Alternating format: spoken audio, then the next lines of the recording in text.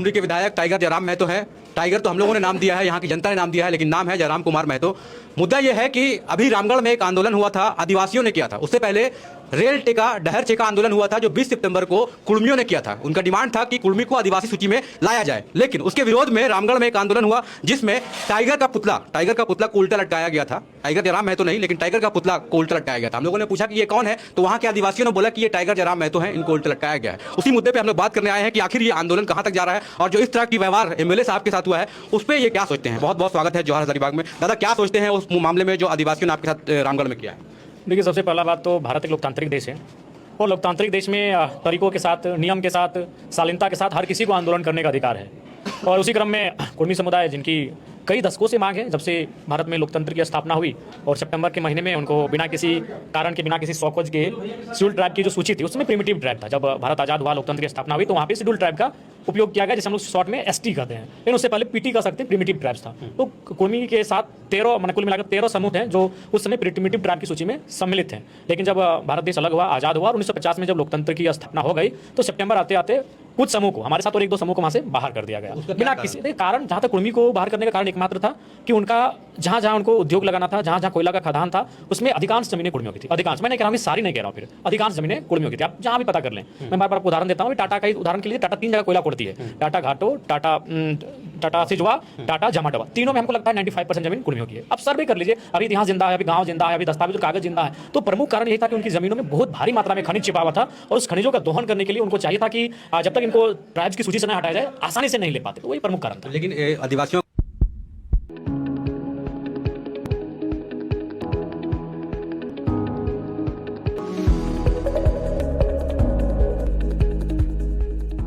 कहना है कि उस वक्त से आज तक कहाँ थे? आंदोलन होते रहा है, लेकिन बीच में झारखंड आंदोलन आया। तो कुर्मियों ने इस बात को मानना होगा, झारखंड बनाने में सभी समूह का योगदान है, थोड़ा बहुत करके। लेकिन जब बड़ी मात्रा की बात आती है तो 2 समूह सबसे सामने आते हैं, एक शेड्यूल आदिवासी जिनमें संथाल, मुंडा, उरांव हो, और एक तरफ कुर्मी, बहुत बड़ी आबादी आती है। तो उस समय हमने देखा कि झारखंड राज्य हमारी प्राथमिकता है और ये सच्चाई है। जब 1940 से लेकर 1960 तक जयपाल सिंह मुंडा, मैं बार बार कहता हूँ, बिना किसी विवाद के उस टीम के वो कैप्टन थे। जो 20 साल था झारखंड आंदोलन में कैप्टन अगर कोई थे तो जयपाल सिंह मुंडा थे। लेकिन नतीजा क्यों नहीं निकला? क्योंकि सिर्फ आदिवासी समाज, लोग यही चर्चा हो रही है, केवल आदिवासी समाज झारखंड चाह रहे हैं, तो नहीं मिलने का कारण था। लेकिन जब 70 के बाद विनोद बिहारी महतो की एंट्री हुई और बाकी विनोद बाबू के साथ साथ बहुत सारे ओबीसी, कुछ स्वर्ण चेहरे, दलित, अल्पसंख्यक चेहरे जब आने लगे विनोद बाबू के प्रयास से, विशेषकर धनबाद बोकारो, चूंकि कोयलांचल क्षेत्र ने आग दिया आंदोलन को, तो क्या हुआ कि अब बोला कि नहीं, अब उसके बाद एक नाम, पहले आदिवासियों का आंदोलन बोला जाता था 40 से 60 तक, अब हुआ उसे महतो मांझी का आंदोलन। सभी जानते हैं, जो लोग आज भी जिंदा है आंदोलनकारी, वो प्रमुख रूप से ये नारा था, महतो मांझी का आंदोलन है। उसके बाद सबने प्रयास किया, धीरे धीरे बाकी ओबीसी वर्ग जुड़े, अन्य 2-4 ही सही स्वर्ण भी जुड़े, और मुस्लिम वर्ग के लोग भी जुड़े और दलित, सभी लोगों ने जुड़े। लेकिन मूल रूप से जो बृहद आबादी थी वो आज भी सच्चाई वही है, महतो मांझी। तो हम लोगों ने प्राथमिकता ये दिया, हमारे पूर्वजों ने प्राथमिकता ये दिया कि झारखंड हमारा हो जाएगा। झारखंड, अच्छा एक बात बताइए, अगर मान के चलिए 1970 या 1990 के आसपास अगर झारखंड अलग होता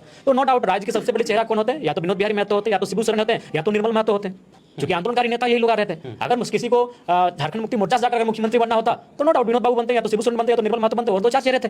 तो हमने, हमारे पूर्वजों ने ये प्राथमिकता दिया कि राज तो हमारा है, राज को तो पहले अलग कर लेते हैं, फिर जब राज अलग हो जाएगा तो हम लोग शेड्यूल का मांग भी पूरा कर लेंगे। और बाकायदा जब 1980 के बाद जब जेएमएम का अधिवेशन हुआ तो उसमें गुरुजी ने अपने मुख से कहा, जो उस समय पार्टी के महासचिव थे, कि जब हम लोग राज को अलग करेंगे तो राज अलग होते ही जो कुर्मियों की मांग है शेड्यूल ट्राइब होने की, उसको हम लोग पूरा करेंगे। तो हमारी प्राथमिकता थी कि राज अलग करेंगे। अब कौन जानता था कि राज अलग करने में हम लोग भाई भाई रहेंगे, राज अलग करने में हमारा खून उसी अनुपात में बहेगा जिस अनुपात में उनका बहेगा, राज अलग करने में हमारे भी उतने गांव बर्बाद होंगे, हम लोग उतने ही हादसे पर जाएंगे, लेकिन राज अलग होते ही सब आंख बंद कर लेंगे, हमें अपना दुश्मन मान लेंगे, ये हमें नहीं पता था। इसलिए आज हम कहते हैं कि विनोद बिहारी महतो, जैसा कि कुछ लोग कहते हैं गोपनीय रूप से, कि 1984-85 में उनको पटना में बैठाकर ये कहा गया था कि आप शेड्यूल की होने की मांग को मान लीजिए, लेकिन राज्य की जो मांग कर रहे हैं इसको आप लोग कुछ दिन के लिए विराम लगाइए, हम मान लेंगे आपका मांग। विनोद बाबू बोले नहीं, राज्य पहले।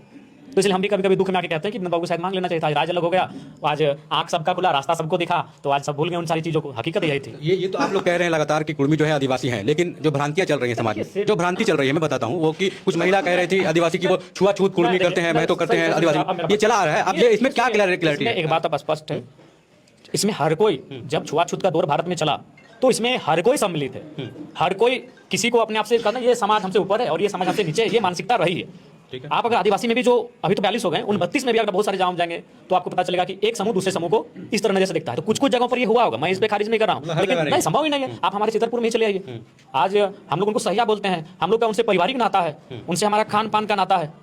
ये कुछ जगह पे अपवाद कह सकते हैं, सब जगह अगर वो कोई कह रहा है तो उचित नहीं है। झारखंड में तो भेदभाव छुआछूत बहुत कम मात्रा में दिखा है, चाहे कोई वर्ग रहे। तो ये इस रेल टिका के बाद 2 चीज़ देखने को मिला। एक तो पहले से आंदोलन चल ही रहा है ये रेल टिका, लेकिन इस बार जो आंदोलन हुआ उसमें सिर्फ जयराम महतो और जेएलकेएम को टारगेट किया जा रहा है, या फिर जो आशू हो गए या फिर और भी पार्टियां हैं इसमें आए थे, क्योंकि सुदेश महतो पहले से भी आंदोलन में थे, अभी जो निर्मल महतो यहाँ के मांडू के ही वो भी आंदोलन में थे, और आप जब आंदोलन में आए तो सिर्फ जयराम महतो का चेहरा सबसे ज्यादा क्यों उनको टारगेट किया जा रहा है? ये आपके कार्यकर्ता भी ऐसा कह रहे हैं, हमने उनका ये इंटरव्यू तो किया था। ये सच्चाई क्या है। मैं तो बार बार जो आदिवासी समाज का नेतृत्व कर रहे हैं उन भाइयों और बहनों से पूछेंगे कि किसी को मांगने का अधिकार है, और अगर आपको हमारी मांग के विपरीत अगर प्रदर्शन करना है तो आप भी नियमता करें। आप किसी व्यक्ति को टारगेट करेंगे, सही बात है, समाज का आंदोलन था, आप हमारे समाज को लेकर तार्किक रूप से अपनी बातों को रखें। किसी एक लीडर को, किसी एक पॉलिटिकल पर्सन को पार्टिकुलरली टारगेट करना उचित नहीं। और हम अगर कहते हैं, अगर उनको जयराम महतो तो मान के चलिए 2-3 सालों से आंदोलन में अपनी भूमिका दे रहा है और समर्थन कर रहा है, आंदोलन तो हमारा कई दशकों से चल रहा है। अगर आदिवासी समाज में अगर इतना ही विरोध करने की उनके अंदर ललक है, महत्वाकांक्षा है कि हम कुड़मियों के शेड्यूल ट्राइब की डिमांड का विरोध करें, तो क्या वो दिसम गुरु का विरोध कर सकते हैं? क्या वो रामदयाल सिंह मुंडा का विरोध कर सकते हैं? क्या वो एनी होरो का विरोध कर सकते हैं? क्या वो प्रोफेसर मीन्स का विरोध कर सकते हैं? क्या वो बागुन सुमरई का विरोध कर सकते हैं? क्या वो सूर्य सिंह बेसरा का विरोध कर सकते हैं? तो करें।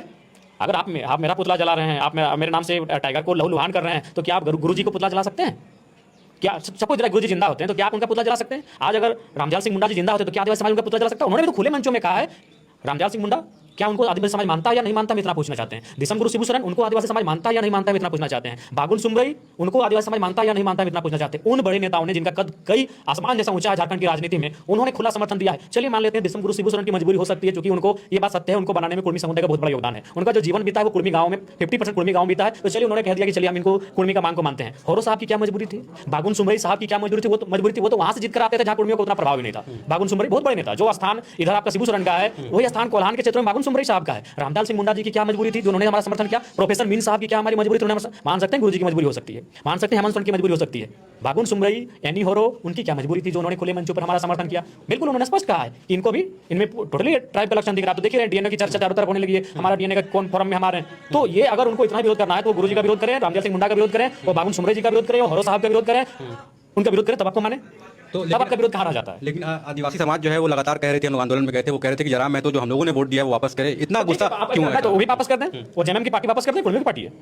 आपने हमें ठीक है, हमें 2-4 हजार वोट किया, उनके लिए हम सम्मान उनका आदर करते हैं। हमारे विधानसभा से लगभग 2 से 3-4 हजार वोट हमें मिला है, उनके समाज का हम उनका सम्मान करते हैं। अगर वैसे अगर हम वोट मांगने लगे तो माननीय मुख्यमंत्री भी नैतिकता के साथ जेएमएम को हटा दे और नई पार्टी बनाए। वो कुर्मियों के लहू से बनी हुई पार्टी है और विनोद बाबू के पैसे से, उसमें पैसा लगाए सिर्फ विनोद बाबू का। दिसम गुरु का संघर्ष है, लेकिन पैसा ओनली विनोद बाबू लगाए, जो कि वो समय वकील थे, कागज पत्र आप यहाँ पे पार्टी में कागज पत्र काम होता है। गुरुजी पढ़े लिखे नहीं थे, उनका आदर करते हैं, सम्मान करते हैं, लेकिन सच्चाई बोलने में हम डरते नहीं है। तो वो विनोद बाबू की पार्टी है, उनके कागज कलम लगा है, उन्होंने सारा दौड़ धूप किया है पार्टी को बनाने में। तो एक काम करिए, जेएमएम पार्टी को माननीय मुख्यमंत्री छोड़ दें और कोई नया नाम से पार्टी बनाए। अगर वो हम तो 2000-3000 जो वोट दिए उसका हिसाब मांग रहे हैं तो हम लोग भी कहेंगे भाई वो पार्टी हमारे संघर्ष से बनी है। निर्मल महतो खून से बना है, तो झारखंड मुक्त हमको बोले झारखंड मुक्ति मोर्चा निर्मल महतो खून से बना है। निर्मल महतो आज उनको लेकर नफरत बयान दे रहे हैं। आप भी जानते हैं फैज भाई, किसी पूछ लीजिए, अगर 1987 में निर्मल महतो के सीने में गोली नहीं लगती, पहली बार राजीव गांधी तक, बूटा सिंह जो गृह मंत्री थे, राजू साहनी जो प्रधानमंत्री थे, और नेशनल मीडिया में आज आपका जवाहर हजारीबाग और चैनल है, उस समय देश में एक ही वो चैनल था, डीडी न्यूज। उस समय पहली बार निर्मल महतो की शहादत को, झारखंड मुक्ति मोर्चा को और झारखंड अलग राज्य के आंदोलन को दिखाया गया था।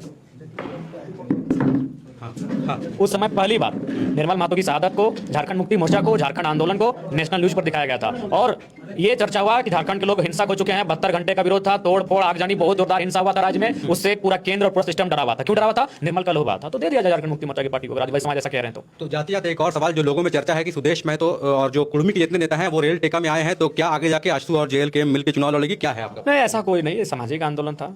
अभी कल को घटवार समाज ही कोई आंदोलन करेंगे तो हम उनका भी समर्थन करेंगे। कल को अगर कोई अन्य समाज आंदोलन करेंगे अपने हक अधिकार के लिए तो हम उनका भी समर्थन करेंगे। देखिए राज्य का सबसे बड़ा दुर्भाग्य फैज भाई, आप मुस्लिम अगर मुस्लिम के लिए आंदोलन करेंगे तो लोग अपना यार ये जातिवादी हो गया।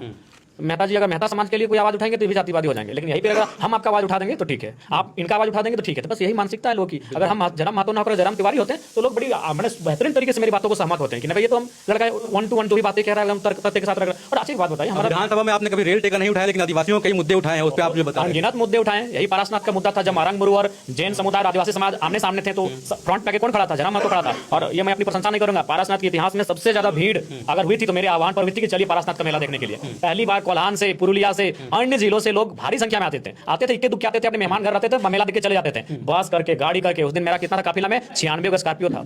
आज तक पारसनाथ के इतिहास में वो भीड़ वहां नहीं पहुंचा था। 96 का स्कॉर्पियो केवल मेरा काफिला में था जब हम पारसनाथ एंट्री किए थे। तो वो ताकत हमने उनके आवाज को दिया था। लेकिन आज वही, आज प्राय हो गए, आज हम लोग दुश्मन हो गए। लेकिन फिर भी आज एक बात बताइए, आज जो लगातार ये विरोध विरोध विरोध इस राज्य में, अगर कुर्मी और शायद हमको लगता है घासी, तांती और 1-2 समूह हैं, घटवार इत्यादि, अगर इनको छोड़ दिया जाए तो उस समय मान लीजिए 10 ट्राइब्स थे, आज है 42, तो 30 नया ट्राइब कैसे आया जी? 30 को नया ट्राइबल कैसे आया इस राज्य में? और जब 30 नए ट्राइबल आए, उनको जब सूची में शामिल किया गया तब किसी ने क्यों नहीं विरोध किया? वही तो मीडिया वालों को सवाल पूछना चाहिए था जानकार लोगों से उनके कि भाई इनको आपने विरोध नहीं किया। आप जो कहते हैं आदिवासी पैदा नहीं होते हैं, मतलब बनाए नहीं जाते, पैदा होते हैं, तो 30 नए कैसे पैदा हो गए? वही तो मेरा सवाल है।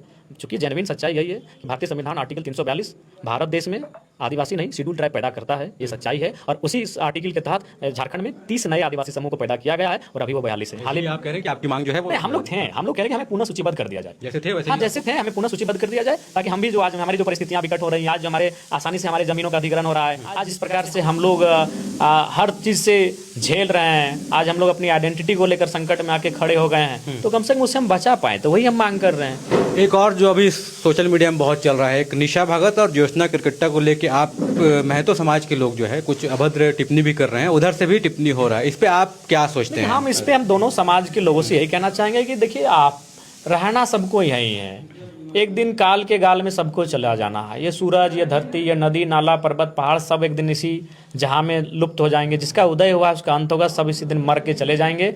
इसलिए अगर सहमत होना, असहमत होना, बढ़िया तथ्यों के साथ किसी का विरोध भी करना है तो तरीके के साथ करें।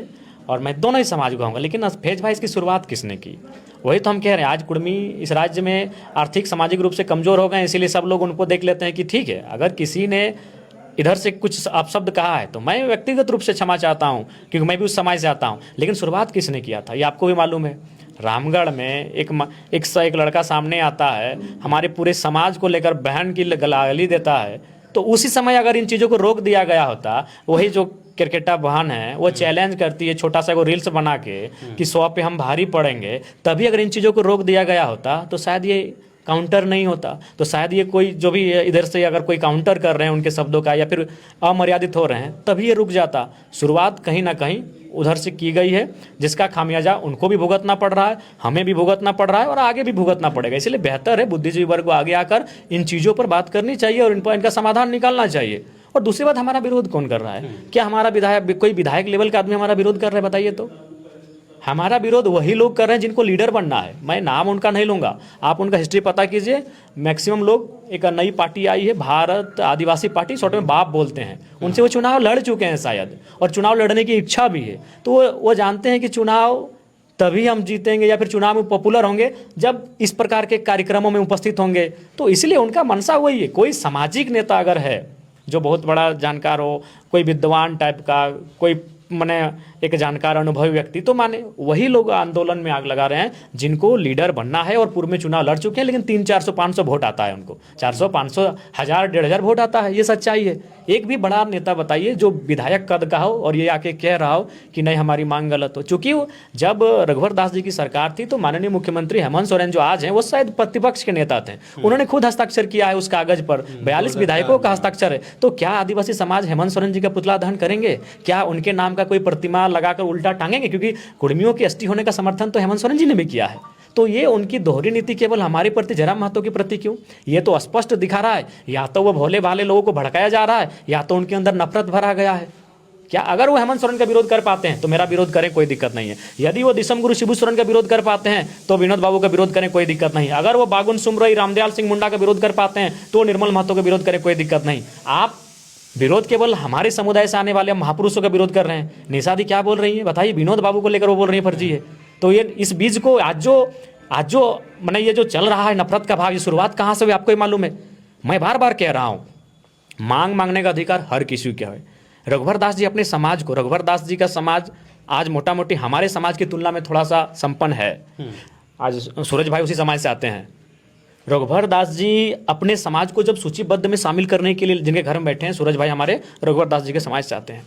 लेकिन जब क्या वो सूचीबद्ध करने के लिए रघुवर दास जी ले गए तो क्या किसी ने विरोध किया? नहीं, क्योंकि मांगना अधिकार था। वहां से उनको लौटा दिया गया कि आपकी मांग को नहीं मानेंगे, ये फिर भविष्य में प्रयास करेंगे, ऐसा नहीं है। लेकिन उस समय ना, वो तो ठीक है, वो लोग कह रहे हैं मांगना तो अधिकार है, लेकिन ये असंवैधानिक तरीका से रेल टेकर वो तय करेंगे तब तो भारत झारखंड का बनना या संवैधानिक है। अगर कुर्मियों का रेल टेकर आंदोलन करना असंवैधानिक है तो झारखंड का बनना ही असंवैधानिक है। क्योंकि हमने झारखंड लिया ही है लड़के, लहू से झारखंड लिया है। उस समय भी रेल टेका गया था। उस समय हमारा घर जीटी रोड में है, कई गाड़ियों को लाइन में खड़ा करके आग जला दिया जाता था। हमारे चाचा लोग लगाते थे, उनको अभी पेंशन मिल रहा है आंदोलनकारी का। उनको पुलिस पीटती थी, जेल में भरती थी जब वो गाड़ियों को रोकते थे। क्योंकि आंदोलन जब भी होता है, झारखंड आंदोलन में हिंसा का रोल है। जिनको दिक्कत है, सुनने में दिक्कत हो, भारत की आज़ादी में भी हिंसा का रोल है। अगर भगत सिंह, सुभाष चंद्र बोस, उनके साथ जो हुआ वो हिंसा है, गांधी जी के साथ जो हुआ वो अहिंसा है। तो हिंसा हिंसा दोनों का मिश्रण है। मैं स्पष्टवादी हूँ, इसलिए बातों को स्पष्ट कहता हूँ। तो जिनको लग रहा है कि रेल टेक ना संवैधानिक है, झारखंड राज्य भी उसी रास्ते से मिला है, सीधी सी बात है। बिल्कुल। तो रेल टेका और आदिवासियों का जो विरोध था उसको लेकर हम लोग बात कर रहे थे जयराम महतो जी से, जो हजारीबाग आए हुए थे और चरही में एक खास कार्यक्रम में ज्वाइन करने के लिए आए थे। और इसी क्षेत्र में मांडू से सबसे ज़्यादा विरोध हुआ था जब ये रेल टेका आंदोलन हुआ। उसके विरोध में यहाँ से कई लोग गए थे रामगढ़ विरोध करने के लिए, लेकिन उसी क्षेत्र में जयराम महतो के सबसे ज़्यादा चाहने वाले लोग हैं, जो आज इस फुटबॉल ग्राउंड में देखने को मिल रहा था। और बहुत स्पष्ट तरीके से अपनी जो बात थी वो रखी है आज एमएलए जयराम महतो, जो डुमरी से आते हैं। बहुत बहुत धन्यवाद आपका। धन्यवाद भाई जी।